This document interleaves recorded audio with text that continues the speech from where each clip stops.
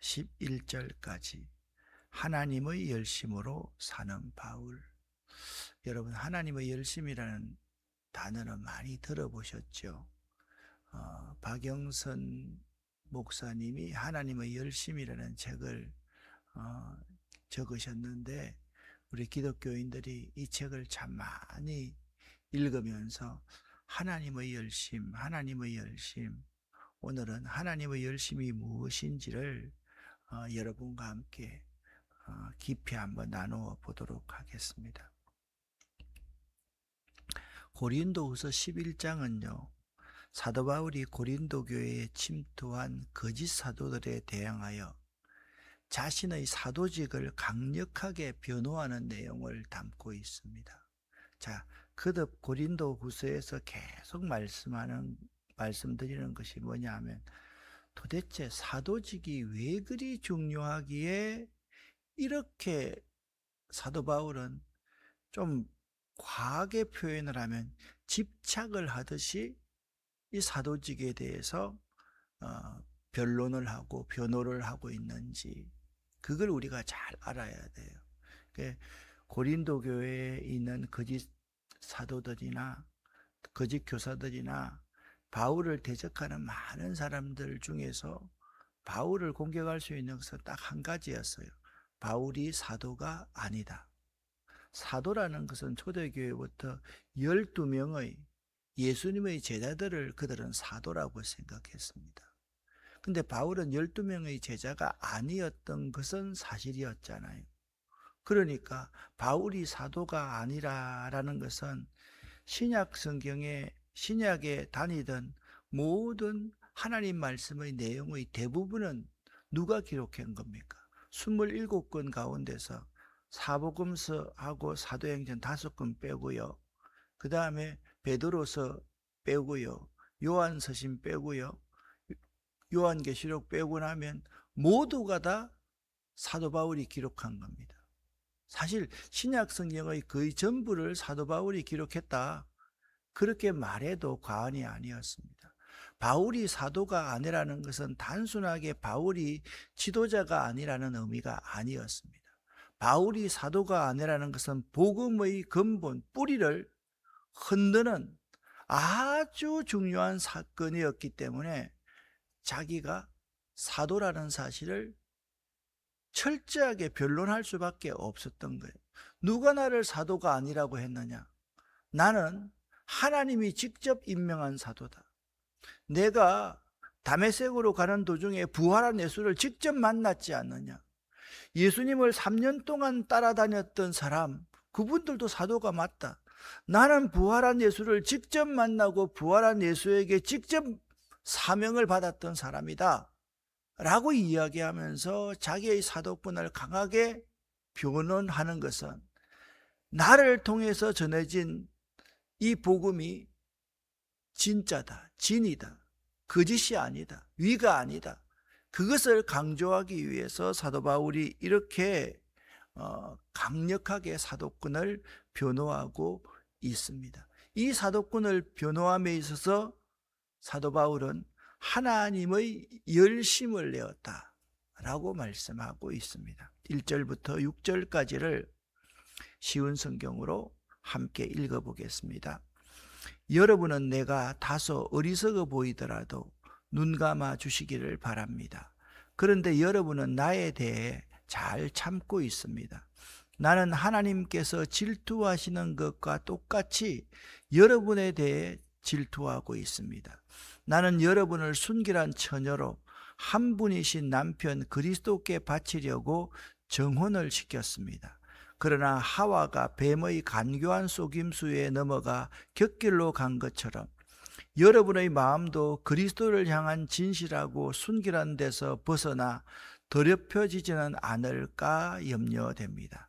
어떤 사람이 와서 우리가 전파한 것과 전혀 다른 예수님을 전파하는데도 여러분은 잘도 눈 감아주고 있습니다. 또 여러분은 전에 받은 것과 다른 영을 받아들이며 다른 복음을 잘도 받아들이고 있습니다.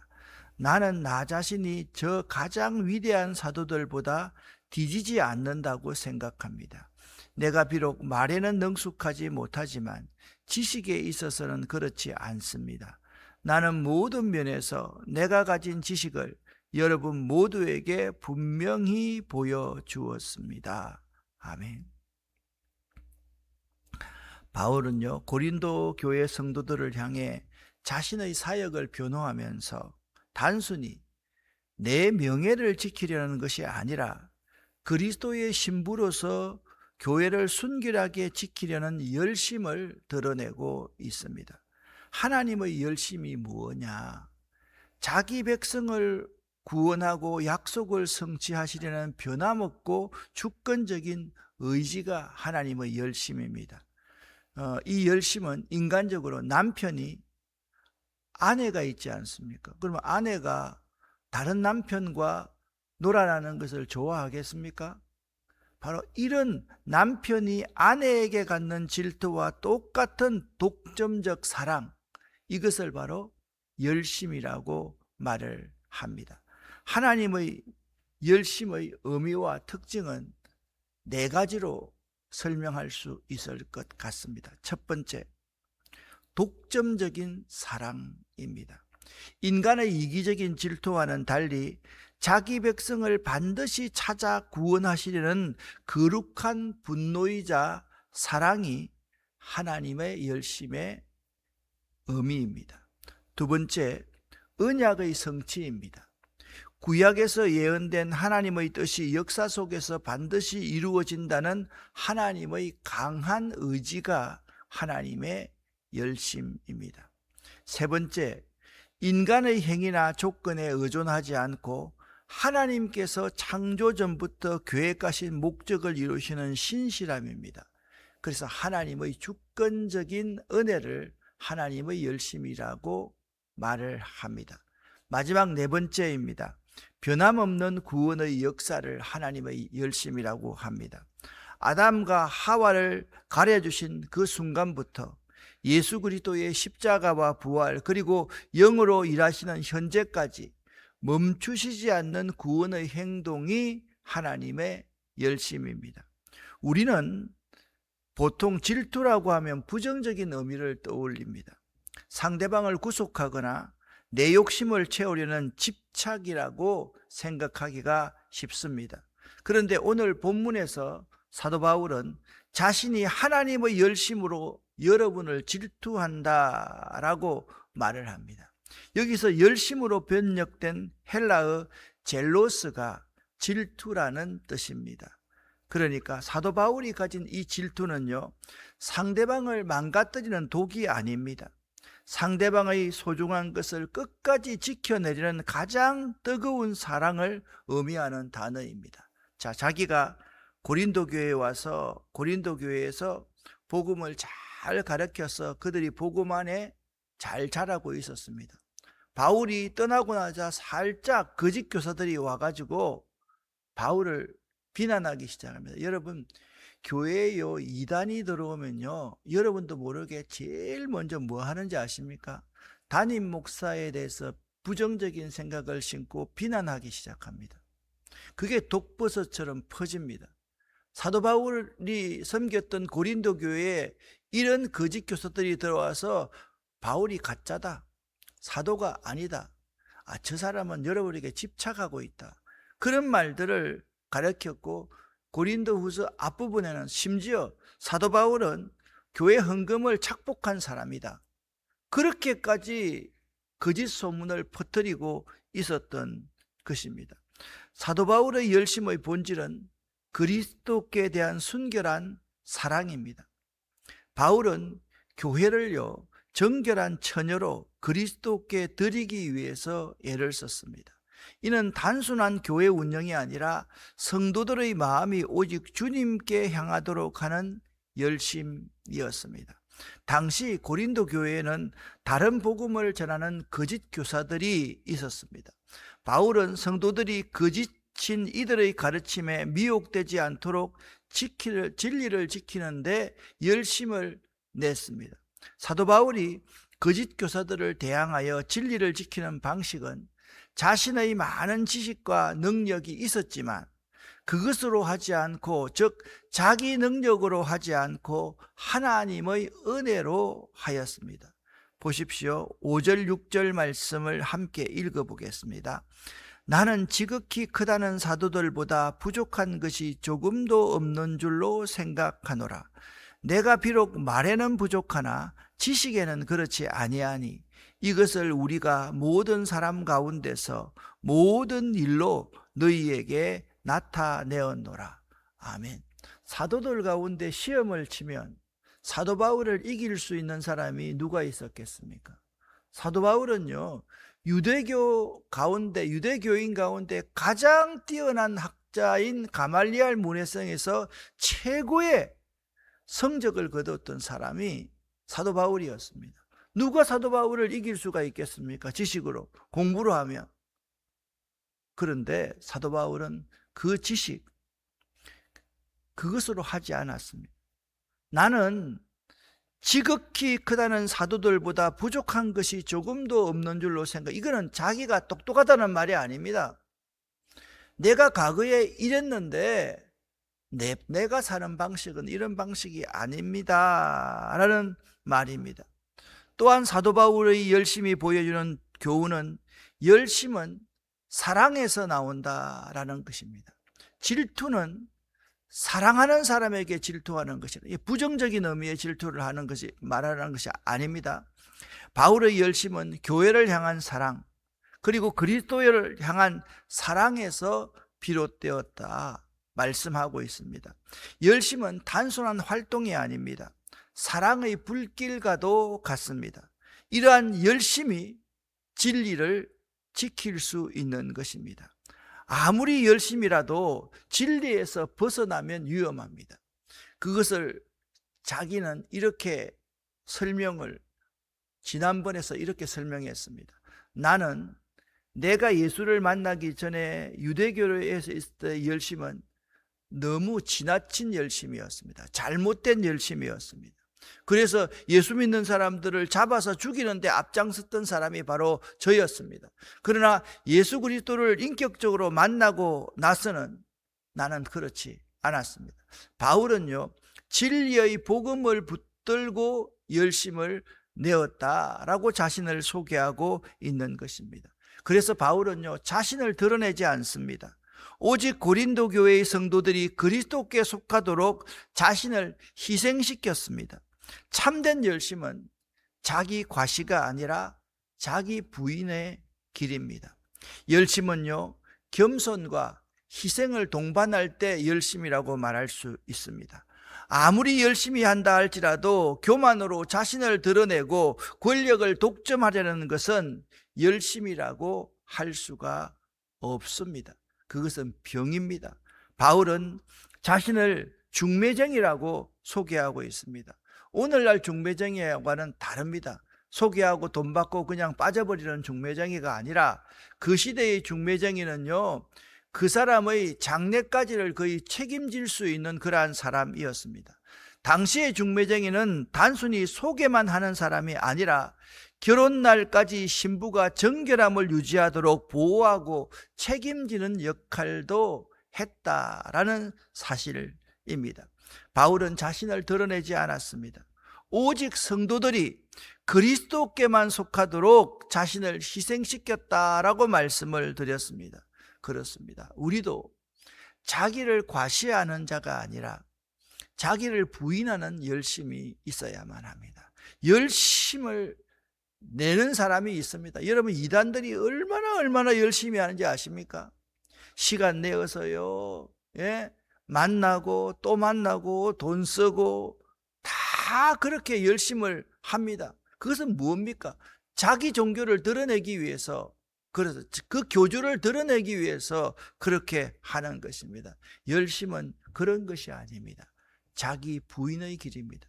누구든지 나를 따르려고 하면 자기를 부인하고 자기 십자가를 지고 나를 따르라고 했던 자기 부인의 길, 그것이 바로 열심임을 알아야만 합니다. 이 하나님의 열심, 바울의 열심이 오늘 우리에게 주시는 메시지는 분명합니다. 교회와 성도의 삶은 그리스도의 신부로서 순결을 지켜야만 합니다. 세상의 가치와 거짓된 가르침이 교회를 흔들 때 그럴 수도 있어. 뭐 괜찮아. 여러분, 암덩어리가 초기에 들어왔을 때, 1기 때, 2기 초기에 제거하면 아무런 문제가 없지 않습니까? 그럴 때 여러분들이 뭐 저럴 수도 있겠어 라고 생각하면 절대로 안 됩니다. 그럴 때 우리는 바울처럼 열심히 진리를 붙들어야만 합니다. 우리가 이 복음을 이렇게 잘 믿을 수 있었던 것은요, 우리 신앙의 선배들이, 오늘날 사람들이 이런 말 합니다. 뭐 술은 그때 상황이 그랬었기 때문에 술은 좀 먹어도 돼. 이딴 소리를 하는 사람들이, 교육자들도 그런 사람들이 참 많이 있습니다. 여러분, 만일 한국적인 상황에서 술 먹어도 된다고 처음부터 전했으면 이 복음이 이렇게 많이 퍼졌겠습니까? 그것이 얼마나 이 사회를 황폐하게 만들었는지 아십니까? 술 먹고 사람 쳐 죽이도 오늘날까지 그게 남아 있습니다. 아니, 술 먹고 운전해서 사람을 죽였는데도 구속시키지 않습니다. 술 먹었기 때문에. 술 먹고 다른 사람을 괴롭혀도 그것을 인정해 줍니다. 이게 말이 됩니까? 우리 신앙의 선배들이 이러한 것들을 지키려고 애썼기 때문에 오늘 우리가 이렇게 신앙생활을 잘 할 수 있다라는 사실을 알아야만 하는 것입니다. 우리의 열심은 사랑과 진리에 뿌리를 두어야만 합니다. 단순히 바쁘게 일하는 것이 아니라 주님을 사랑하는 마음으로 교회를 세워야 하는 것이 우리의 열심입니다. 바울처럼 겸손한 열심을 내야만 합니다. 나를 드러내는 열심이 아니라 그리스도를 드러내는 열심이 될 수 있어야만 합니다. 그래서 여러분, 하나님의 열심이 무엇인가? 교인들을 잘 믿게 하기 위해서, 교인들이 하나님의 복을 받게 하기 위해서 질투하시기까지 끝까지 그들을 이끌어내고 인도하고 보호하고 앞길을 제시하는 것, 그것이 쉽게 말씀드리면 하나님의 열심이다. 그렇게 여러분 생각하시면 되고, 하나님의 열심이라는 책의 내용이 바로 그런 내용입니다. 두 번째, 오늘 7절부터 11절까지 말씀은 바울은 이 열심이 있는 복음, 열심으로 복음을 값없이 전하였다라고 말씀하고 있습니다. 7절부터 11절까지를 함께 쉬운 성경으로 읽어보겠습니다. 내가 여러분에게 아무런 보수도 받지 않고 하나님의 복음을 전파하면서 여러분을 높이기 위해 나를 낮춘 것이 죄가 된단 말입니까? 나는 여러분을 위한 사역을 완수하는 데 드는 비용을 다른 교회를 통해 충당하였습니다. 말하자면 다른 교회들의 것을 빼앗은 셈입니다. 내가 여러분과 함께 있는 동안 궁핍했지만 나는 여러분 중 어느 누구에게도 폐를 끼치지 않았습니다. 내게 부족한 것은 마게도니아에서 온 성도들이 채워주었습니다. 나는 모든 경우에 있어서 여러분에게 짐을 지우지 않았고 앞으로도 계속 그럴 것입니다. 내 안에 있는 그리스도의 진리를 두고 확실하게 말합니다. 아가야 지방에서는 어느 누구도 내가 이렇게 자랑하는 것을 막지 못할 것입니다. 내가 왜 그랬겠습니까? 내가 여러분을 사랑하지 않기 때문에 그랬단 말입니까? 내가 여러분을 사랑하고 있다는 것은 하나님께서 아십니다. 아멘. 우리가 사는 세상은 공짜를 경계합니다. 세상에 공짜가 없다는 말은 진리처럼 통용이 됩니다. 사실 공짜입니다, 값 안 받습니다 라고 세상에 말하는 사람 치고 바른 사람은 하나도 없습니다. 저는 돈 안 받고 해줍니다. 그런 사람, 요즘 유튜브들 가운데서 그런 사람이 매우 많습니다. 그렇게 해서 전화번호 하나 주고 나면 계속해서 전화하는 사람들, 전화질해서 그 사람을 속여 먹이려고 하는 사람들이 너무나도 많습니다. 대가 없는 호의 뒤에 대개 숨은 의도가 있다라고 현대에서는 의심하곤 합니다. 그런데 오늘 본문의 사도 바울은 고린도 교인들에게 가장 소중한 하나님의 복음은 자신은 값 없이 전했다 대가를 받지 않고 전했다라고 말하고 있습니다. 오늘날처럼 당시 고린도 사회에서 순회 강연자들은 화려한 수사학을 뽐내면서 높은 보수를 받는 것을 당연하게 여겼습니다. 나는 몸값이 얼마야? 그것이 오늘날도 그렇지만 그 시대도 그랬단 말입니다.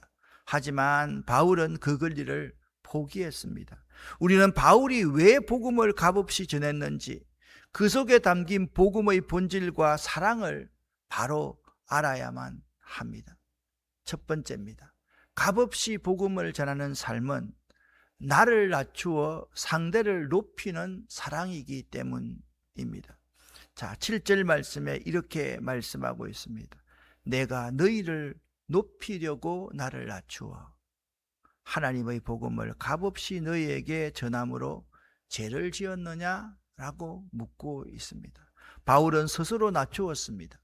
여기 낮추었다라는 것은 당시 천대받은 노동을 하며, 바울이 어떤 노동을 했습니까? 집 짓는 일, 천막 짓는 일을 했습니다. 스스로 생계를 책임졌음을 말합니다. 여러분, 당시에 이런 일을 하면 사람들은 그 사람을 어떤 사람으로 취급했는지 아십니까? 노예로 취급을 했습니다. 노예가 저런 일을 하지라고 취급했습니다. 바울이 있잖아요. 스스로를 낮추었다는 것은 자신이 예수님처럼 종처럼 낮아지면서 그러한 노동을 하면서 복음을 전했다라는 의미인 것입니다. 이는 사회적 지위를 포기하고 비천한 자리에 처한 이유는 단 하나, 고린도 교인들을 영적으로 높이기 위해서였습니다. 자기가 낮아진 것은 그들을 영적으로 높이기 위해서였다라고 말하고 있습니다. 복음을 위한 진정한 사역은 군림하는 것이 아니라 섬기는 것이어야 합니다. 내가 낮아질 때 비로소 나와 상대방 그리고 공동체 안에서 그리스도가 세워집니다. 내가 살아있을 때 공동체는 결코 활성화되지 않습니다. 내가 죽어질 때 공동체는 활성화됩니다. 내가 죽어질 때 상대방이 존귀함을 여기게 되고, 부부간에도 내가 낮아질 때 상대방이 높아지는 것이지. 한번 봐. 나이가 들면서 이제 남성 호르몬이 많이 있으니까 내가 못 참아. 그래서 날마다 그렇게 서로 말을 하면서 서로 우위를 점하려고 하면 그 가정에 그들 마음속에 편할 날이 한순간도 없다라는 사실을 알아야만 합니다. 두 번째, 값없이 복음을 전하는 삶은 보이지 않는 곳에서의 희생과 협력을 할 때 가능합니다. 8절부터 9절까지를 함께 읽어보겠습니다. 내가 너희를 섬기기 위하여 다른 여러 교회에서 비용을 받은 것은 탈취한 것이라. 또 내가 너희와 함께 있을 때 비용이 부족하였을 때 아무에게도 누를 끼치지 아니하였음은 마게도냐에서 온 형제들이 나의 부족한 것을 보충하였음이라.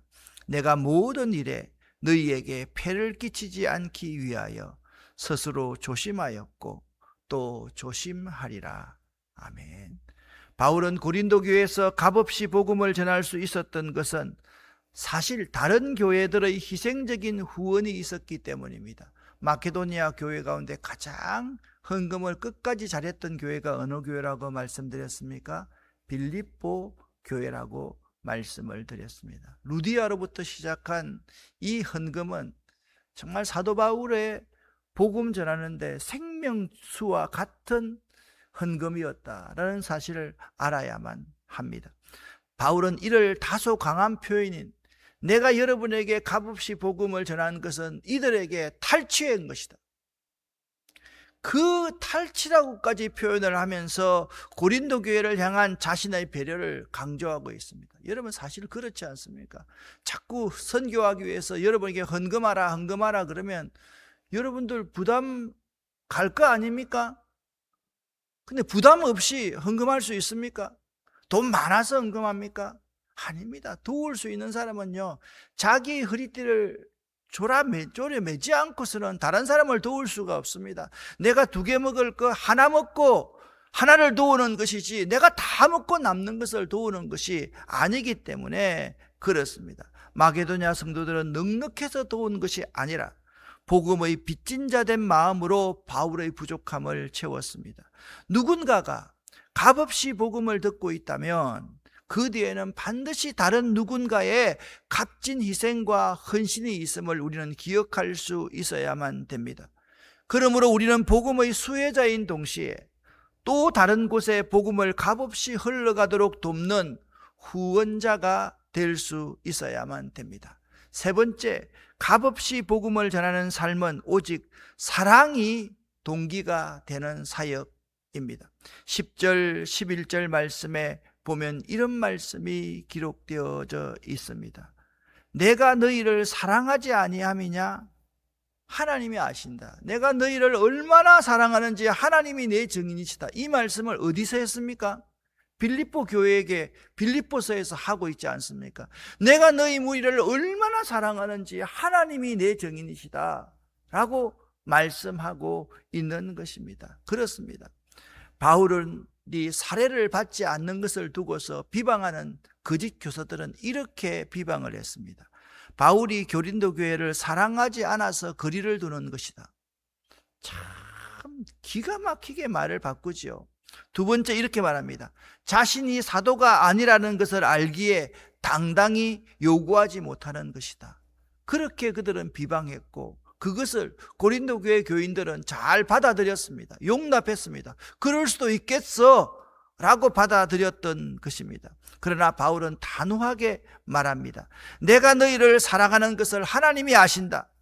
바울이 비용을 받지 않는 진짜 이유는 복음 전파에 조금도 장애물을 두지 않기 위함이었으며 자신의 사역이 없었음을 증명하기 위함이었습니다. 그의 자랑은 돈이 아니었습니다.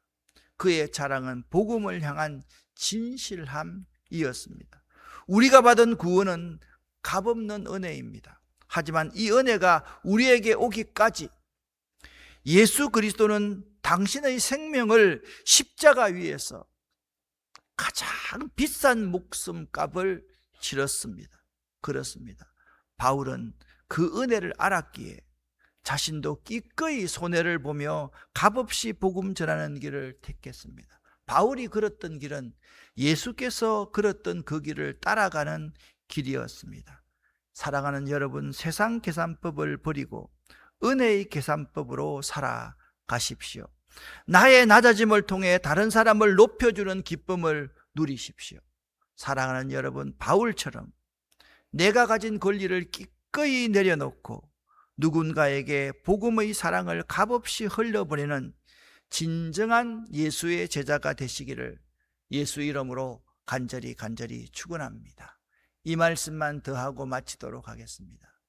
여러분의 남은 인생이 얼마나 될 것 같습니까? 50년입니까? 30년입니까? 20년입니까? 내 남은 이 인생을 나를 위해서만 한번 사용하지 말고 그리스도의 복음을 드러내기 위해서 내가 값없이 복음을 전하는 그러한 삶을 한번 선택해 볼 수 있기를 예수 이름으로 간곡히 부탁을 드립니다. 기도하겠습니다. 살아계신 하나님 아버지여, 나의 남은 인생을 사도 바울처럼 한번 살아낼 수 있기를 원합니다. 우리 교회가 사도 바울처럼 그러한 삶을 살아내는 교회가 되기를 원합니다. 우리에게 사도 바울처럼 하나님의 열심이 있기를 원합니다. 하나님, 우리 가운데 역사하여 주시옵소서. 우리에게 이 열심을 허락하여 주시옵소서. 오늘도 기도하는 우리 모두의 기도를 하나님 들어주시옵소서. 하나님, 이 시간 해외에 유학하고 있는 우리 사랑하는 형제와 자매들, 그리고 군에서 고생하고 있는 사랑하는 형제들을 축복해 주시고 그들과 함께하여 주시옵소서. 하나님, 교인들 가운데 건강에 어려움을 겪고 있는 분들이 참으로 많습니다. 우리가 기도하는 분 외에 그냥 넘어져서 응급실에 가서 말도 안 하고 꿋꿋이 2, 3주를 버텨내었던 선생님도 계십니다. 하나님 그들 가운데 찾아가셔서 그들을 고쳐 주시고 만나 주시옵소서. 오늘 우리가 기도할 때 하나님 우리의 기도를 들어 응답하여 주시옵소서. 특별히 기도합니다. 이번 우리 고3 재수생 입시생들을 위해서 기도합니다. 하나님, 저들이 어떤 대학에 들어갔든지 하나님을 경외하는 것이 지식의 근본임을 고백하는 삶 살 수 있도록 도와주시옵소서. 공부를 위해서, 장래를 위해서 하나님을 포기하는 자, 어리석은 자 되지 않도록 도와주시옵소서. 예수 그리스도의 이름으로 축복하옵고 간절히 기도 올립니다. 아멘. 주여 믿습니다.